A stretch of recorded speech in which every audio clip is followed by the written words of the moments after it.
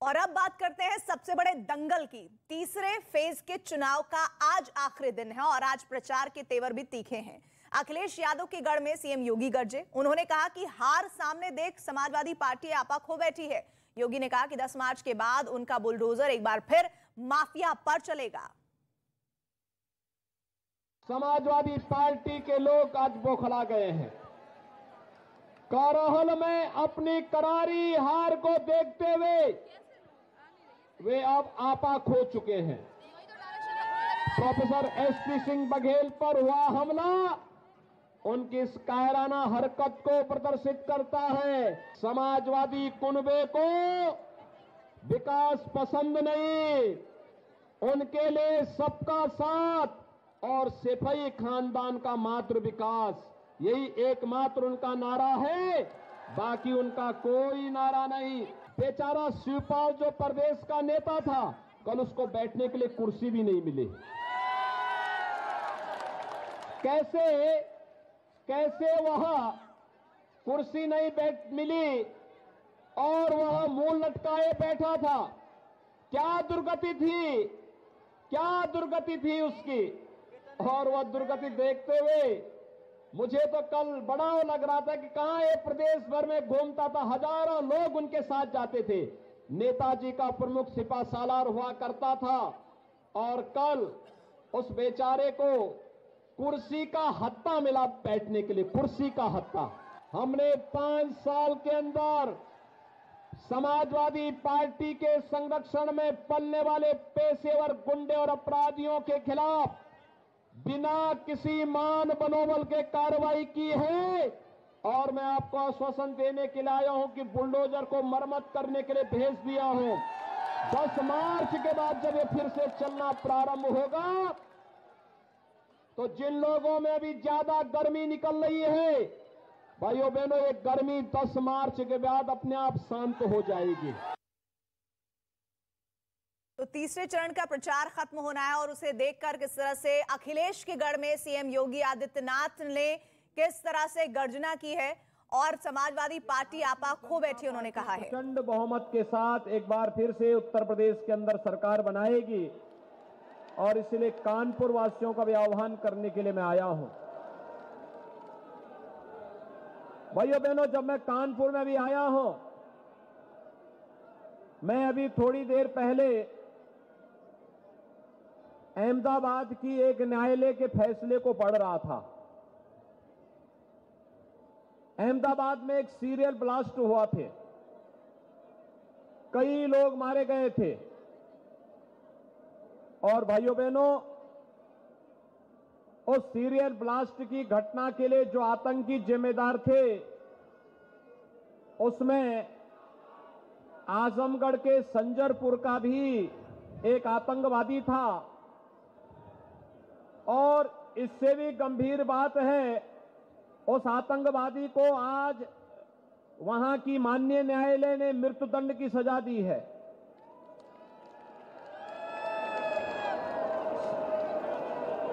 उस आतंकवादी के पिता का संबंध, उसके परिवार का संबंध किससे है मालूम है?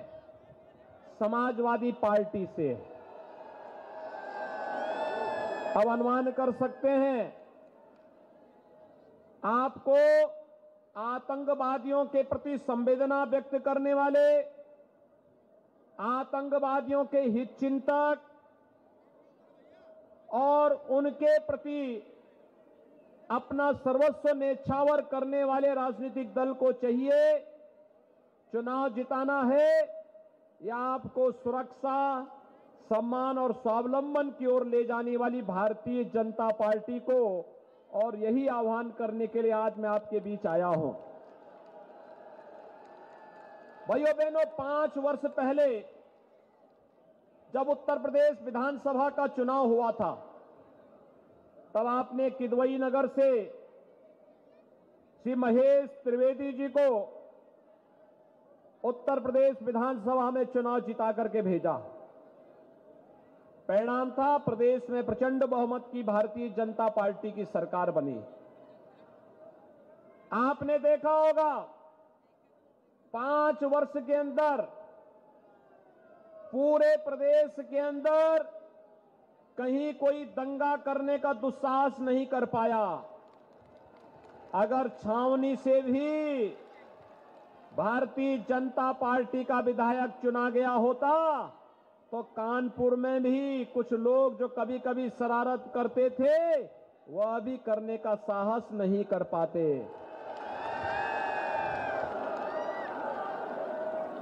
2017 के पहले 5 वर्ष 2017 के पहले 5 वर्ष हर तीसरे दिन एक दंगा होता था। हर तीसरे दिन एक दंगा होता था। और भाइयों बहनों, 5 वर्ष में 700 से अधिक दंगे हुए, सैकड़ों नागरिक मारे गए, महीनों महीनों तक प्रदेश में कर्फ्यू रहता था। और 2017 से 2022 के बीच में जब मैं आपके साथ इस आज सीधे संवाद बनाने के लिए आया हूं, मैं इस मंच से कह सकता हूं कि हमारी सरकार के समय कोई दंगा उत्तर प्रदेश के अंदर नहीं हुआ,